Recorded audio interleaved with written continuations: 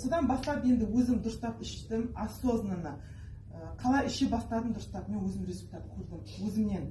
Хотя мен продукцияға сеніп келген адам емеспін вообще негізі. Продукцияның қалай екенін да білмеген адаммын. Но результатты именно просто детокстың өзінен көрдім. Мен давлением бар, гипертоник.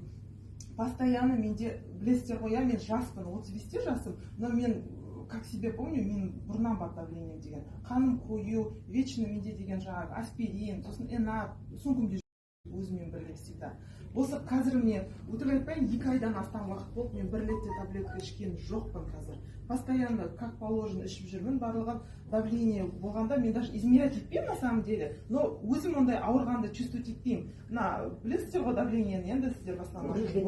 Я мына желкең үйі бастайды, тілің үйі бастайды, басың қысыла бастады.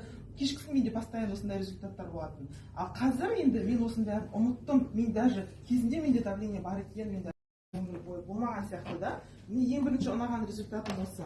Екінші, просто детокстың өзінен порошокты өтпей жатып, менде экзема бар қолымда, құлағымда, көп денелерімде бар. Экзема просто экзема емес, менде обостренный түрі деген. Қолымда, мен енді өзім сетевик болғасын, маркетинг планмен жұмыс жасаймын. Адамдармен жұмыс жасағанда, маған бәрі талпа үңгіліп қарағанда мен жазам, білесіздер. Жазған кезде, именно қолымның мына болячкаларын көргенде, менде всегда комплекс болатын ше, қолымда. Именно